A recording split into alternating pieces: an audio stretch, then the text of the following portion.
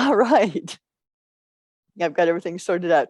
Okay, my goodness, I was cramming in stuff at the last minute for class as per usual. But the good thing about it is hopefully, even though that was a little bit rushed on my part, hopefully this will be a very relaxed class for you because we're going to concentrate on some drawing exercises and a very small part of an image just to try to get the technique down of using your pencils in a really controlled manner. So rather than rushing to cram as much of a scene as we possibly can during the hour, we're going to just be going through these exercises one at a time, and then doing a little bit of drawing using those. But the idea is not to try to necessarily complete even this section that we're going to do.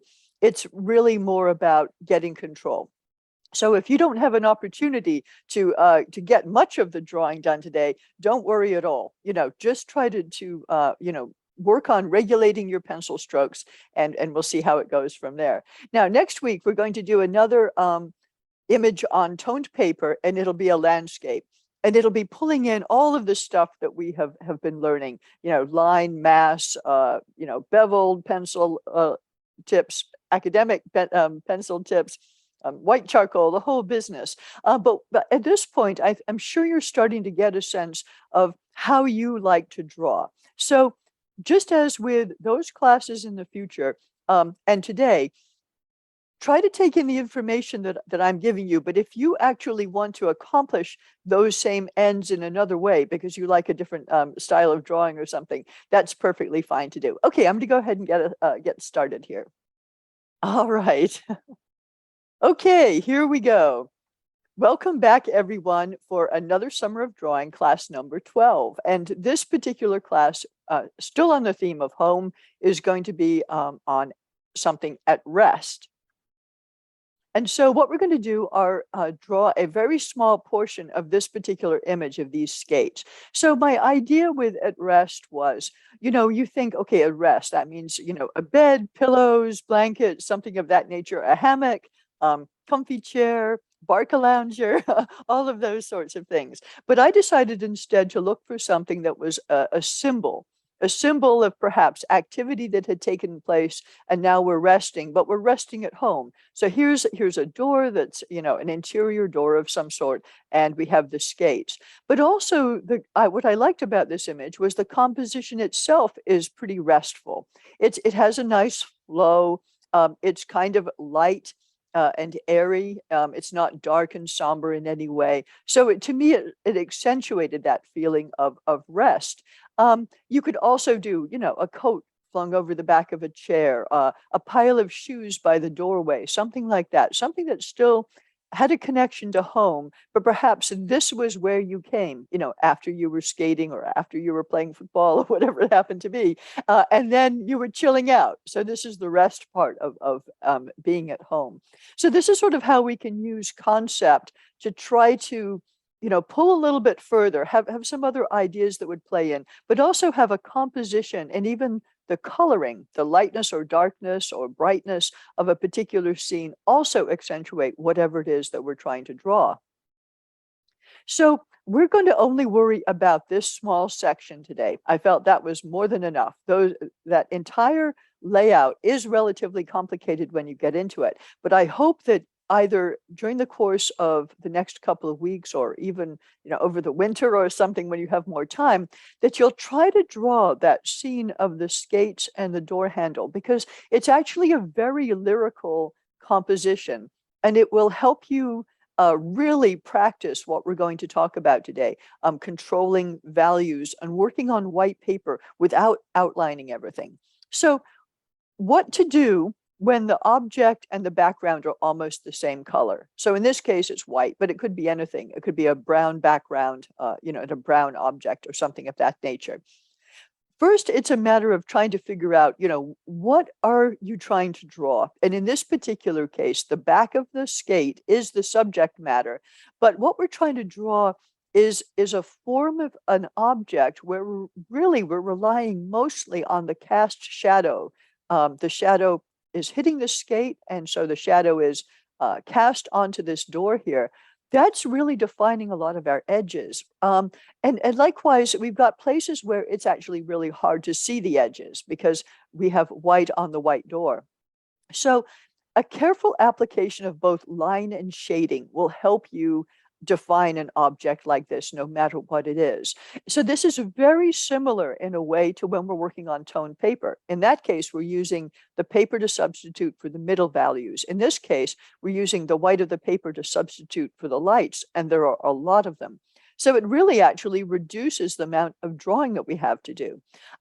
And I had mentioned last week that we're going to start pulling line into what we're doing because really, we have to find a way to deal with line artistically. So we're not just doing a coloring book kind of approach to working with line, but we're using line and shading and such all together. Now, one thing I'll say about today is try not to blend with like your finger or a blending stump or anything like that. We're going to be relying on line and how skillfully we manipulate the pencils instead. So that's a little bit of a different approach than what we did in the last few weeks. Of course, at any point when you're drawing for yourself, if you feel like using those tools, feel free to. But in this particular case, we don't want to deaden out the life that actually drawing very light masses with a pencil can give us. We don't want to just like blah that whole thing out. So that's something that we're going to keep in mind and avoid, at least today,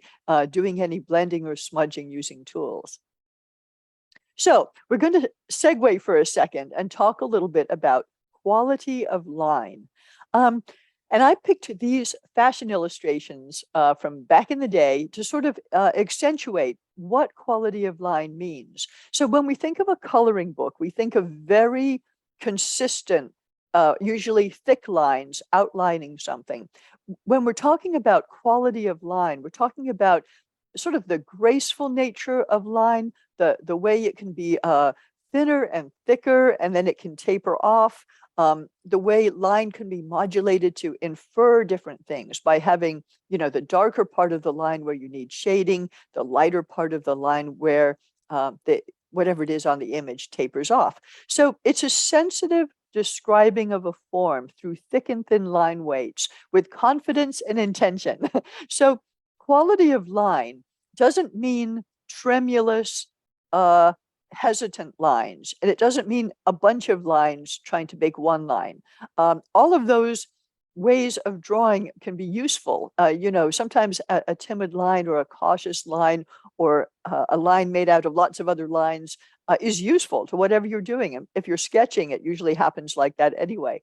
But when you're intentionally trying to draw with some kind of control, you're looking for that feeling of quality of line. And it's one of those things that you'll sort of know it when you do it, or you'll know it when you see it. So here's just one example of somebody trying to do a pen and ink drawing with quality of line. What happens is you end up with these lines that taper off and actually go to nothing. So unlike a coloring book where you've got everything joined up together, you have these lines that sort of fade off for one reason or another.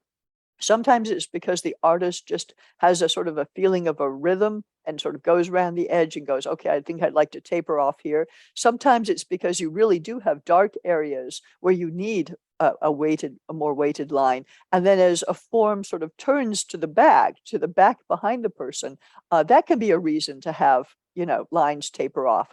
So varying the line weight can be used to indicate lots of different things, light passages, a turning form, where the shadows are, but it just makes it more interesting. If this same drawing had everything all joined up, it would be like a coloring book. So here's another example. So in the 50s and 60s, you saw an awful lot of illustration, a lot of stuff for magazine illustration, in this case, a fashion drawing, where you really did have almost an overabundance of things vanishing into nothing, like chins. These women are missing chins, but it doesn't matter, right? Because our eye knows that chins should be there. So we just read that as a very elegant form that concentrates on the lines of the neck. And we don't actually need a little line showing a chin there to make that happen. Likewise, the very graceful nature of the clothing, elbows that disappear because elbows are at the back of the form. Um, all of that, sort of sense of line, with everything not having to join up exactly, sort of helps create this feeling of quality of line. So to give the guys their due as well, in this particular case, this is a great example of how your eye makes things happen that aren't really there. For example, if we look at the top fellow and at the shoulder that we see on the right, oh, actually on both shoulders, the checks of his shirt don't actually go up to that top shoulder area. They just sort of fade off. His elbow on the left-hand side just completely fades off. And that helps give a bit of a feeling of the elbow kind of vanishing into the background. Likewise, the guy on the right, if we look at his right elbow, it does the same thing. It helps to give a little bit more three dimension to the form. And then if we go, and we also, if you can look at like the bottom of his eyes don't need to be drawn, the mouth, for example, it isn't like, something that's drawn like a kid would, where you would see all of the lips. You've just got suggestion going on there. And that's really helpful when you're drawing on a light surface. So just to sort of show one more example here, this is one of these very dapper gentlemen here. I really wanted to show you the guy on the right. Look at his collar. So where the collar just disappears around the back, instead of having lines, there's just no line. And it gives that sense of the idea of the round neck is created by looking at what happens at the top of the collar.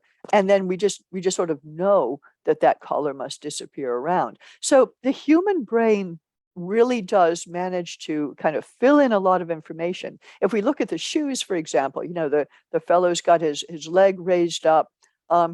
They just stopped coloring for some reason on all of these legs. There isn't the bottom of the pants aren't really defined, but we understand what's supposed to happen there.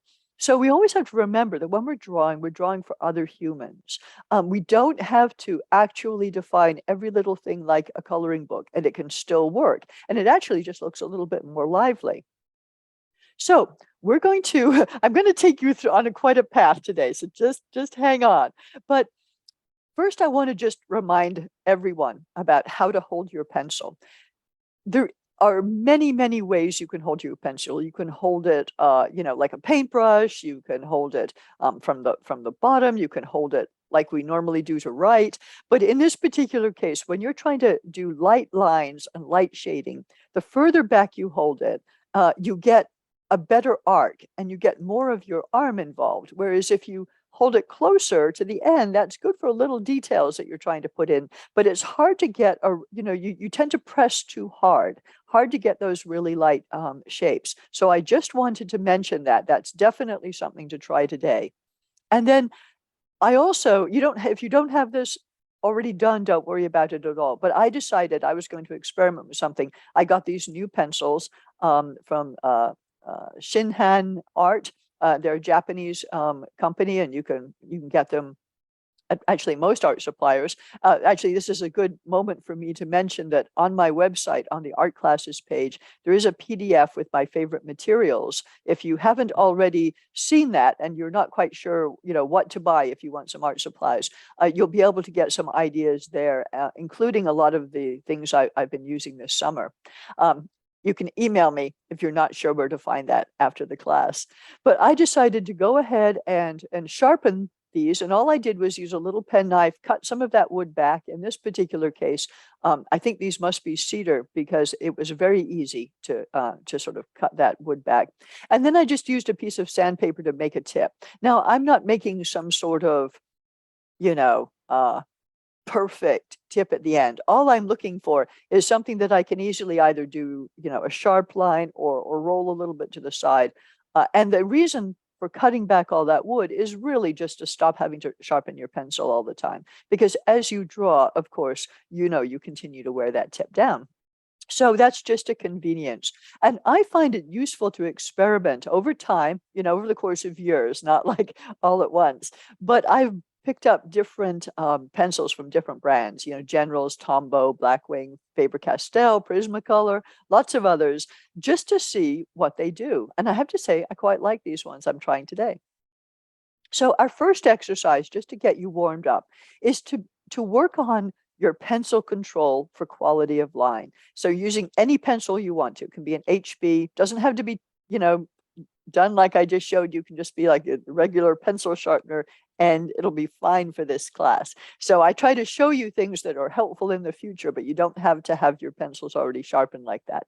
So to start off with, just do a little series of lines where you start your lines dark and then let them taper off, and try to get them as nice and smooth as you possibly can, depending on your type of pencil that you have. I've got these drawn rather dark because I wanted you to be able to see them, but you can do any lightness or darkness that you want to.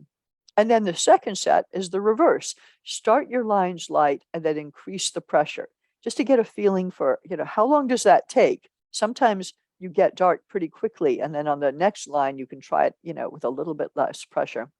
The third group is starting with more pressure, decrease and leave a gap, and then continue on the other side to increase the pressure again. Now, what I find is really useful when you're doing an exercise like that is that you just want to continue that movement of your hand. You sort of lift up a little bit, keep moving your hand, now put it down a little bit harder, rather than stopping the line and then trying to figure out how to make it exactly opposite.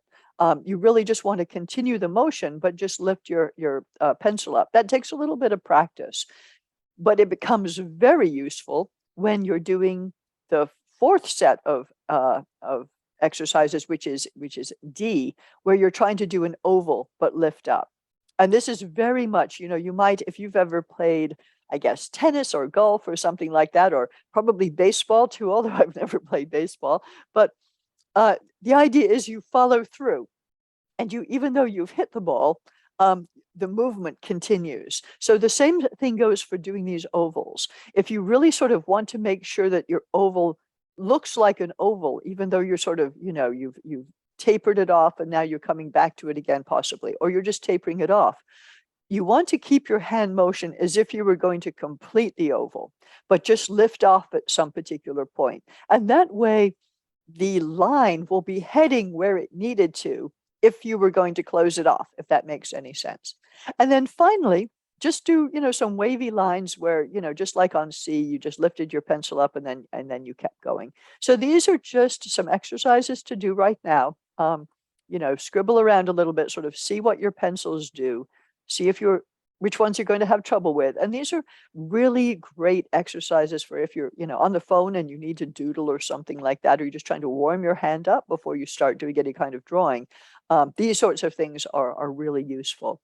All you're really doing is, for the particular pencils you're using, you're trying to see what will happen.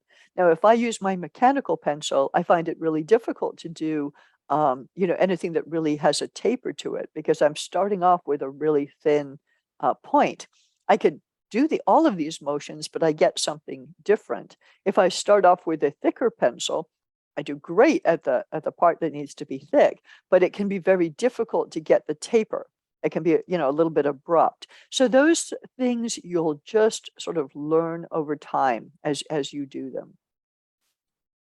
All right, I'm going to move you on to another exercise now, because I imagine you've probably managed to do a number of these, and this is something you can always come back to. As usual, I send around the PDF after the class, and for people who watch the video afterwards who perhaps didn't get the PDF, all of the PDFs and images are on my website on that art classes page, so you can go there anytime you want to re-download something if you can't find it.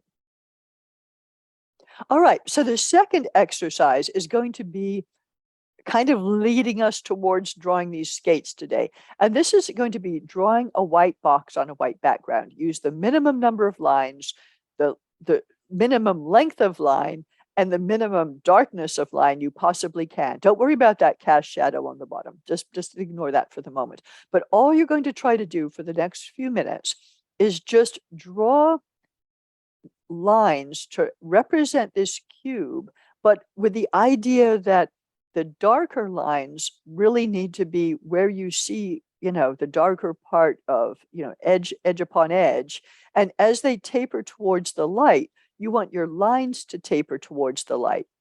So what happened, what we're trying to do here, the whole point of this is to try to draw shapes with the least amount of graphite and line as you possibly can. Because there are going to be times when you want to emulate something like that upper rim of the box on the left-hand side, and you don't want a dark line because you're trying to show that light is coming in. Maybe you don't have time to shade, or maybe you're going to shade in addition, but that's what, a 3% gray over there on the left-hand side of the box. Very difficult to draw that particular softness. So often we're not drawing a softness at all. Often we're just saying, hey, that's like the white of the paper. I'm going to worry about the shading that's on the right-hand side. That's easier to see. That's still about a 10%. And so that's also difficult to shade in, but at least I can see it. So how do I show what's going on the other side of the box? And that's where very light lines can come in useful. Now, there are other ways to do this as well. I mean, how often are we actually usually drawing white boxes on white backgrounds? Not very often at all. Usually what happens is there is some object behind the white box, and the edge of that object, where it meets up to the left-hand side over there, that would sort of define the line. And that is how we're going to deal with the shading on these skates today. Okay, let's move on. All right, so I'm not going to make you do a no-tan today. This is a no-tan-free class, but I do want to talk about how we would go about it for this overall scene. There is actually, as I said, kind of an interesting pathway. The light and dark areas are actually visually linked, which kind of makes this a nice composition, even though it's very simple. So if you squint at this and have a look, you see that there are lines from the laces that come all the way down to the bottom skate, to the opening where it's darker. And that line kind of continues around the blade at the bottom. And then you're sort of brought back up to the middle blade, which then lends itself into the cast shadow behind the upper skate, and that sort of shoots you back to the top. So there's this sort of lyrical nature to what's going on. There's a little bit of the whites kind of have a path through the design, and the darks kind of have a path through the design as well. So when I say about white and dark areas being visually linked, it doesn't mean they actually have to be, the dark has to meet the dark. For example, if we look at the bottom skate where the laces are tied, the darks there kind of flow into that shadow. They don't really touch the part under the skate, the dark part under the skate and the actual blade, but they give us enough of sort of a backtrack for our eyes to sort of move around.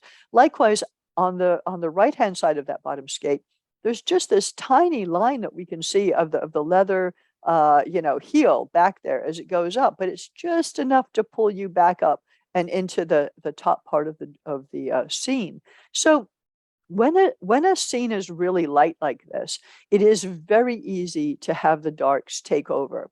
If you go into this really the way that we normally do, by going for the darks and then we're going to start shading, everything will get really dark and it will lack a lot of the subtlety. So sometimes when you're doing a scene like this, even if you do a no-tan just to get the general design down, when you actually draw it, you're going to want to lighten things up and possibly lighten them up more than what you actually see in front of you, so that the whole rhythm of the drawing still works together. Now, if you particularly wanted that light and dark, of course, you can go with exactly what you see. But these are just some things to think about from the start. So let's get into this business about talking about how we're going to apply line and how we're going to apply shading today. And the first thing I did, just to make your lives a little bit easier to look at, was I made this into a grayscale image so we can kind of see how these lights and darks work.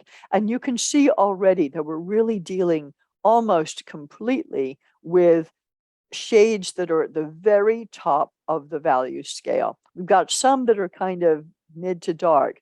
We really have nothing that's completely dark. So I've got a few diagrams here, and hopefully these aren't going to be too confusing to look at. But basically, I tried to show that, most everything that we're drawing here is going to be in those upper, either white or the first, 10, 20, and 30%, trying to keep it really light. Even the darkest, even if we were following this photograph exactly in terms of values, even the darkest is only at about 70%, and we really have nothing that's in the top level. And this is important to keep in mind because usually when we draw, we have a tendency to not do much in the lights at all and to do most of our drawing in the midtones and darks. So this means that pencil regulation is really important. So just another couple of points that when it comes to the idea of lost edges, like we looked at on those fashion illustrations, we've got a number of places where white just goes into white. Now there's a little tiny bit of stitching there, which helps to define the edge. But if it wasn't, that wasn't there, there would be nothing at all. And we can't draw lines in where we think lines ought to be. In this particular case, we're trying to get a sense of form by not making it into a coloring book image. So 1, 2, and 3 along the backside over here on the left, I'm indicating that because that is where one value meets another value, whether lighter or darker. And that creates the edge. That creates the place we normally draw a line. So if we draw lines to get started on a drawing like this, we're going to want them to blend in, to be very light lines that don't, suddenly have a dark line where a dark line ought not to be. It takes a little practice to get used to this. And this is why I wanted to go through this particular drawing exercise today. So one of the things that one can do when drawing in general, and so just drawing objects around your house without doing any shading, but just outline, is to try to figure out how few lines are needed to suggest the form.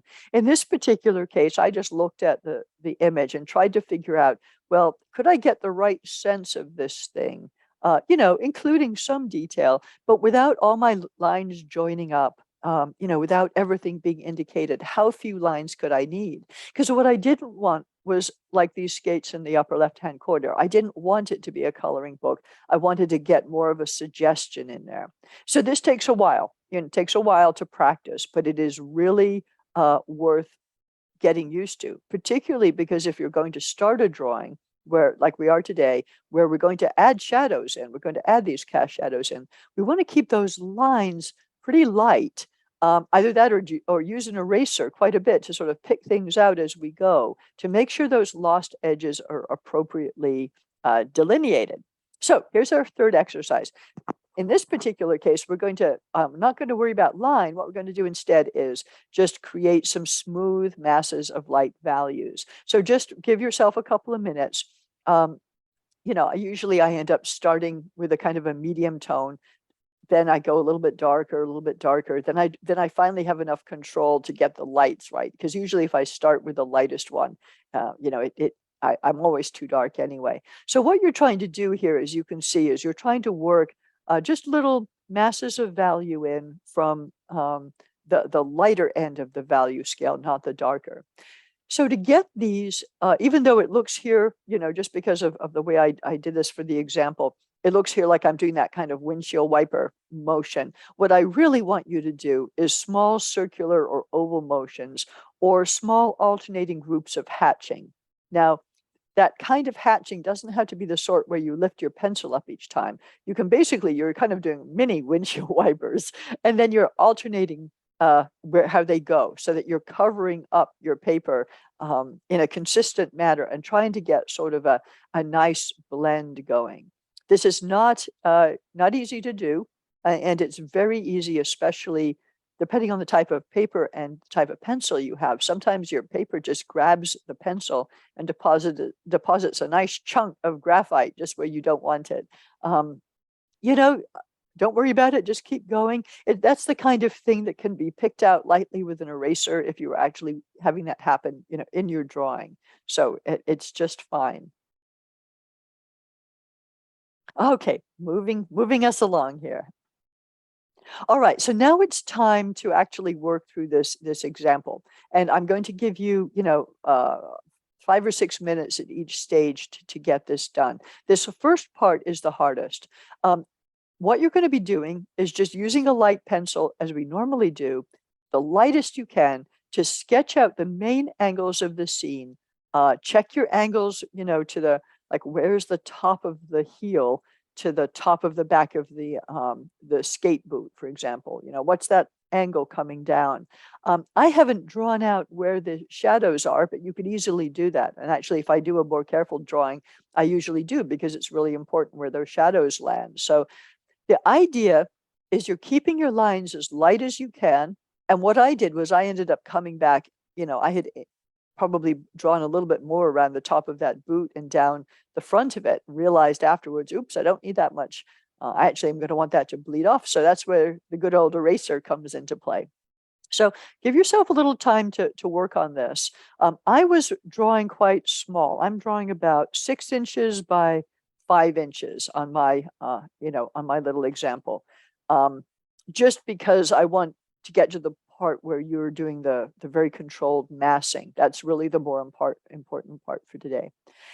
And I've got some stuff to read from the Harold Speed book, but I just want to preface his whole idea and what sort of made me think of reading these parts to you today. So what he talks about is how we see, and why we like outlines so much, and why we sort of go to outline, and why children draw everything with an outline, and how difficult it is to break that. So I think that the way he explains it is very interesting, and it'll give you something to think about, because if we go with the premise that he lays out, which is basically we learn as infants through feel rather than visually, that applying that sense of how something feels and then trying to draw it causes us to put outlines on things that don't actually have outlines on them. So I'm going to read what he has to say. This will go through a couple of our drawing stages today, but I think it's really worth it. Let me figure out where my glasses are. Because I believe that like I said, using line is important. It's part of drawing. But if we don't realize how we're using line or why we're using line, it can get in the way of doing a more sensitive drawing, a drawing that has more quality of line.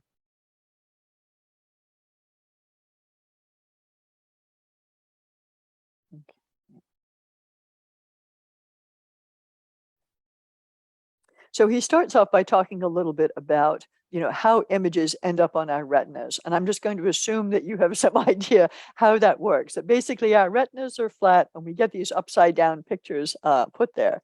So the fact that we have 2 flat planes on our 2 retinas to help us, and that we can focus at different planes, would not suffice to account for our knowledge of the solidity and shape of the objective world, were these senses not associated with another sense all important in ideas of form, the sense of touch. This sense is highly developed in us, and earlier period of our existence is largely given over to feeling for the objective world outside ourselves. Who has not watched the little baby hands feeling for everything within reach, and without its reach, for that matter of fact? For the infant has no knowledge yet of what is and what is not within its reach. Who has not offered some bright object to a young child and watched its clumsy attempts to feel for it, almost as clumsy at first as if it were, as if it were blind, as it has not yet learned to focus distances. And when he has at last got hold of it, how eagerly he feels it all over, looking intently at it all the time, thus learning early to associate the feel of an object with its appearance. In this way, by degrees, he acquires those ideas of roughness and smoothness, hardness and softness, solidity, etc., which later on he will be able to distinguish by vision alone and without touching the object. Our survival depends so much on this sense of touch that it is of the first importance to us. We must know whether the ground is hard enough for us to walk on, or whether there is a hole in front of us, and masses of color rays striking the retina, which is what vision amounts to, will not of themselves tell us. But associated with the knowledge accumulated in our early years by connecting touch with sight, we do know that when certain combinations of color rays strike the eyes, there is a road for us to walk on, and that when certain other combinations occur, there is a hole in front of us, or the edge of a precipice. And likewise with hardness and softness, the child who strikes his head against the bedpost is forcibly reminded by nature that such things are to be avoided. And when it strikes its head against the pillow, it learns the nature of softness. Sight is therefore not a matter of the eye alone. A whole train of associations connected with the objective world is set going in the mind when rays of light strike the retina refracted from objects. And these associations vary enormously in quantity and value with different individuals. But the one we are chiefly concerned with is this universal one of touch. Everybody sees the shape of an object and sees whether it looks hard or soft, sees, in other words, the feel of it. All right, I'm going to move us on to the next stage while I continue on this. Okay, so for the next stage, you want to clean up stray pencil marks that sort of might be in the way of your white object on a light background. And now it's time to use that feeling of massing in areas to start anywhere you'd like. I started at the back of the skate. Massing in the values of the cast shadows as closely to this image as you can. Judge the area you're drawing in terms of the area beside it. How much lighter or darker does it need to be? How light or dark should it be in comparison?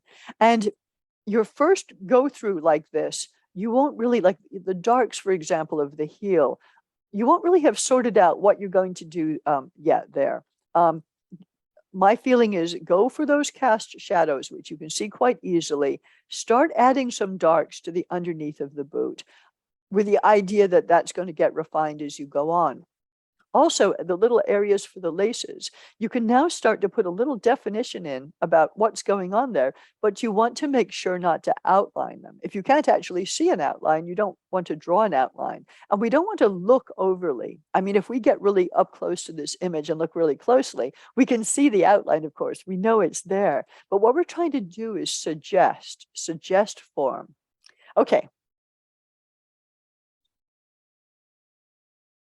But to return to our infant mind, while the development of the perception of things has been going on, the purely visual side of the question, the observation of the picture on the retina for what it is, of form and color, has been neglected to such an extent that when the child comes to attempt drawing, sight is not the sense he consults. The mental idea of the objective world that has grown up in his mind is now associated more directly with touch than with sight, with the felt shape rather than the visual appearance, so that if he is asked to draw a head, he thinks of it first as an object having a continuous boundary in space. This his mind instinctively conceives as a line. Then hair he expresses by a row of little lines coming out of the boundary, all on the top. He thinks of eyes as 2 points or circles, or as points in circles, and the nose either as a triangle or an L-shaped line. If you feel the nose, you will see the reason for this. Down the front, you have the L line. And if you feel round it, you will feel the two sides meeting at the top and a base joining them, suggesting the triangle. The mouth similarly is an opening with a row of teeth, which are generally shown, although so seldom seen, but always apparent if the mouth is felt. This is, I think, a fair type of the first drawing the ordinary child makes, and by judging by some ancient scribbling of the same order, I remember noticing scratched on a wall at Pompeii, and by savage drawing generally, it appears to be a fairly universal type. It is a very remarkable thing, which, as far as I know, has not yet been pointed out, that in these first attempts at drawing, the vision should not be consulted. A blind man would not draw differently, could he but see to draw. Were vision the first sense consulted, and were the simplest of visual appearance sought after, one might expect shadows under the eyes, nose, mouth, and chin, where we actually see the darker mass of the hair being the simplest thing the visual appearance can be reduced to. But despite this being quite an easy thing to do, it does not appeal to the ordinary child as the other type does, because it does not satisfy the sense of touch that forms so large a part of the idea of an object in the mind. So I thought that this was really fascinating because, why do we draw things in outline? It's not just to sort of get that sense of the form. It's because we have this idea of creating on paper what we know the feel of the object is, where we know those defining boundaries exist. And so when we talk about seeing as an artist, we're talking about breaking that down and I and other teachers are always saying, only draw what you see. it's very difficult to turn off that part of our brain that understands the form in a completely different manner, and yet puts that feeling of line to use. Because of course, in what we're doing right here, the lines help. Having a sense of boundary does help. It's just not the be all and end all. All right, we're going to move on to the next step just so you can start to get your darks and such in. Okay, so at this point, no matter where you're working, now you're sort of going, okay, I got to start to get a sense of this thing. I do need some darks, under that skate there. And so what I did was I took one of my lighter pencils, I think it was like a 2H or a 4H, and I just sort of, you know, colored in basically, although I hate using that phrase, um, the whole area under the boot of the skate because I wanted a little bit more continuity of form there. Likewise, I was like, okay, I need to add something's going on in that blade that makes it darker than what's around it. Now that I did that, I was like, oh, now my shadow's got to be a little darker. And you've probably found, like I did after I started looking at this, even though this was still a 20, 30-minute drawing, was that I started seeing more of what was going on with the shadow. In other words, the shadow doesn't really have just a very delineated line the way it looks to begin with. You actually sort of see that there's another softer edge to the cast shadow the further it is from the object, whereas where the cast shadow is a little bit closer to the object, both under the boot and at the upper back of the boot. You can see that the edge of the shadow is a lot more defined because it's closer. The other light bouncing around has not had an opportunity to soften it. So this is the sort of thing that over time, as you draw, it's not easy to do in a short period of time, but as you proceed in your drawing, you'll start to notice these things and be able to make some evaluation. Does it belong in my drawing? Does it not belong in my drawing? So at this particular point, I was just going, okay, I'm looking at the relative values here. What I've actually done is made the heel and the underneath of my boot kind of the same value as what's going on in the cast shadow, behind there. What to do about that? Well, first I've got to get graphite down. And I decided that this was a good point also to start, maybe defining those laces a little bit more, adding a little bit more, juice to that seam along the back of the heel, trying to figure out a little bit more how I was going to deal with the areas that I wanted to keep white, what was going to happen next. So in a case like this, when you're using white, and this happens if you're drawing or painting a winter scene, definitely. If there's snow on the ground, if something is very brightly lit against a bright sky, at some point you've got to keep making judgment calls about what is going to stay light and what is not, depending on what you want the actual drawing to end up looking like. So in this particular case, I'm really just concerned with, getting you guys used to using the pencil and sort of running into the problems that you run into. And this is one of them. When you start to darken your darks, you want to do it gradually. If you're dealing with a drawing or a painting that's very, very light, you don't want to just suddenly put super darks in there because the whole thing will seem out of balance. But in these interim stages, you're going to run into a lot of times where everything kind of resolves to a middle value. And the other problem that can happen is that your masked areas, such as that cast shadow, become too dark. And that's where the kneaded rubber eraser is really useful, because you can very lightly sort of pounce it across that area of shading and lift up a lot of the top graphite. You want to do it carefully, and then you can go back with one of your harder pencils and sort of even things out. So even though you might not have got very far on this yet, I want to move along and show you the final image just so you can see where I ended up. The idea is that, right at this point, we're like, oh, right, I'm getting to the point where I'm drawing that I'm at the final stages. I'm going to start adding in the stitching and things like that. So what I did was I did actually, with a very light pencil, with like a 4H, I added very carefully some of those lines of stitching that I thought were helpful to define the idea of it being a leather boot. But I didn't draw like individual little stitching lines. I just drew a very, very light line indicating, the stitching line itself.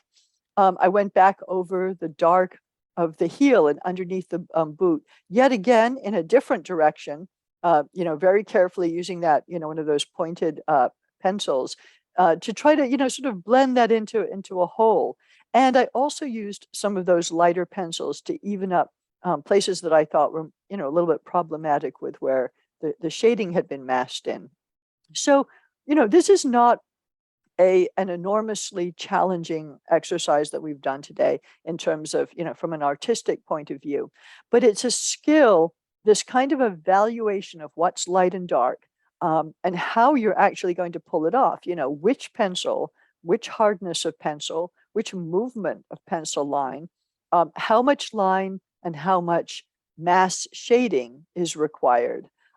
These things working together, if you constantly practice this in each of your drawings with the idea that line is okay, it's okay to have line, but you want to know why you're putting it in.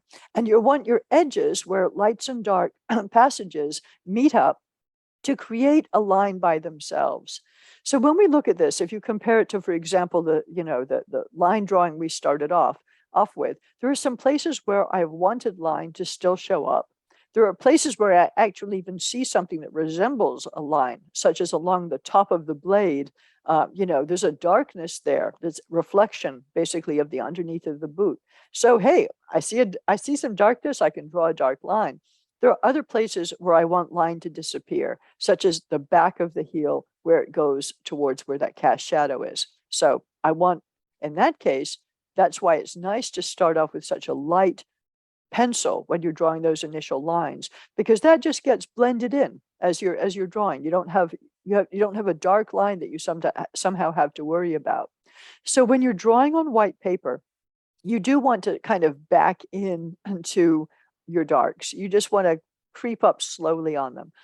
I don't feel that in my drawing that there's really a need to get much darker at this particular point with the underside of the skate. Although if I was doing this as a larger drawing, I might decide, well, I really do, at the end of it, I really do want some darker darks to sort of follow that movement around that we saw in the original image. But for this, it's fine. We know it's a skate. There's no problem here.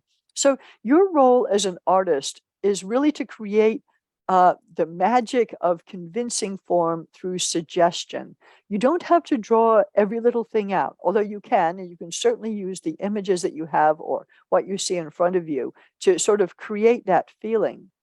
But I'm sure that after drawing something like this, if you had to just out of your head, without me giving you any images or prompts or anything like that, you would be able to draw at least the back of a skate pretty accurately, just based on this idea of the forms, how the cast shadow would look, how that would actually create the idea that there was a physical skate there. Now, I see a lot of drawing where people have then gone in and looked at those. There are some very sort of subtle, very light values, 2% and 3% almost values along the back of the skate. Those could be exaggerated. Either with blending or with a very light pencil. You can decide, just as you decide not to make things darker, you can also decide to make things darker that are already light. It's whatever you want to do, whatever you feel is necessary to draw the form. But the idea is that a lot can be done without filling in. You don't have to fill in all over the place. All right, I'm just going to move us on to the very last bit. Let's see, just to show you the progression of how we went through that to get to where we did. And you can see that the idea of a skate is definitely created really just by using the cast shadows to create that sense of form. So if you're outside in the wintertime and you're trying to draw, the trees in snow or something like that, you'll take the same kind of approach. You're not going to draw necessarily the edge of the snow unless you actually see a shaded area where there is some sort of undulation of light and shadow. But where the trees come out, those defining forms and sort of the banked up snow at the bottom, those are the places where you're going to be able to, I guess, create the idea of snow. So let me just go back for those of you who are still drawing and didn't want me to take your image away. We're back to this for a couple more minutes.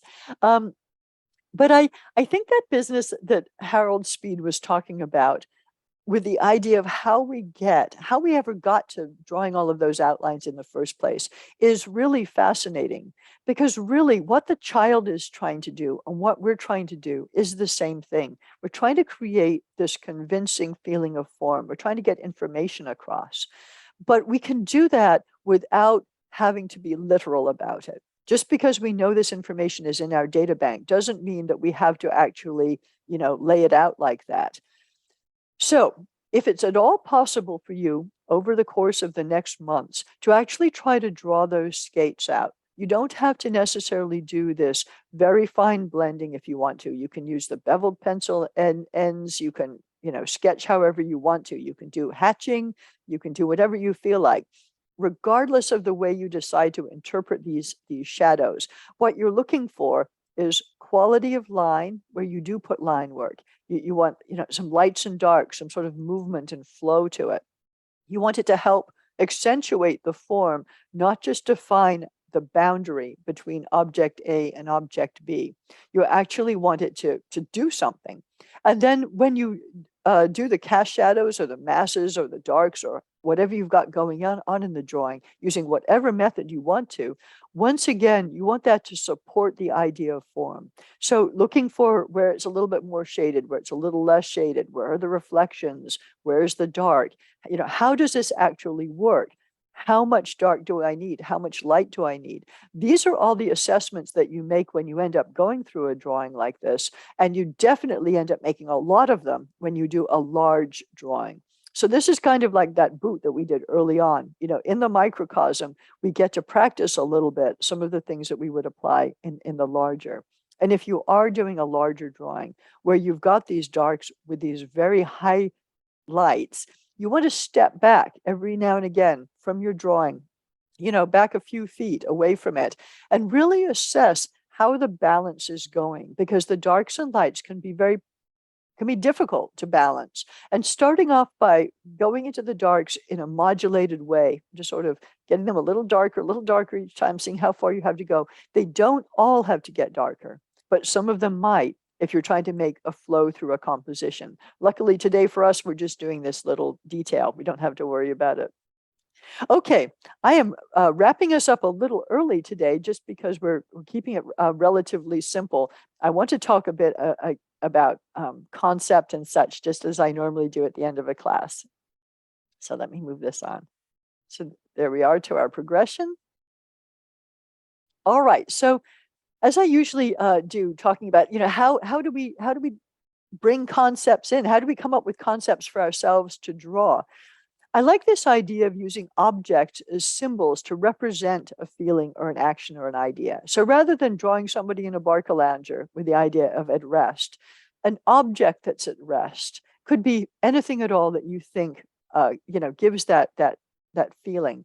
The idea of it being an object that you would bring home, that sort of refers to this whole home theme that we're on about. If it was an object at rest in a different scene, it would give a different idea. But an interesting artistic challenge is also to give yourself the opportunity to explore new ways to create the illusion of the scene, realistic or otherwise. So what I mean by that is, like, in the composition, even a still object or two can create a sense of atmosphere, such as calm and repose. In this particular case, you've got white skates on a white background. They're hanging very nicely. It's a beautiful, balanced composition. It's very calm and orderly. So it gives us this feeling of repose. Now, if you had a whole pile of boots by the back door, you would still get that feeling of home. There would still be an at-rest quality, but there would be a lot more tension because of the jumbled feeling rather than the soft and calm feeling. So when we set up a still life of any sort, we tend to think of, bananas, apples, a bowl, that kind of thing. But how we arrange those things, is it a lyrical movement through the composition? Is everything juxtaposed and angular? That gives a different kind of tension to a scene. Those things help create atmosphere. The light or the dark, is it Is it well lit? Does it look, very calm and peaceful? Is it dark and sort of foreboding? Those things, all of that can be apparent in a still life. So back to technique again, when we're working on light paper, the paper becomes a color, just like with tone paper, but we just are working at a different end of the spectrum. And the graphite and charcoal then create the different values that you need in the midtones and the darks rather than in the lights. The light values can become the white. They don't have to be those super subtle shades. In other words, we can decide to knock the 2%, 3%, 4% grays that we see that are the right at the top of the value scale. We can knock those out and make them all whites. We can take the darker stuff and we can make it lighter if we need to, if we feel that serves the purpose of the drawing. So although we tend to, and I usually talk about, especially with No-Tan, how dark values can become black to unify the sense of drawing. If your light's all over, you really might want to temper the use of the darks, lighten their values respectively. Or at least just sort of, work your way in slowly to how dark you're going to make something. And for a soft, light-filled drawing, the academic approach to pencil work is very helpful. That's what we did today, either the little circles or small kind of hatching that goes different ways to give that continuity of form, because that's also sort of a restful, peaceful way of drawing, and it's reflected in the atmosphere of the drawing overall.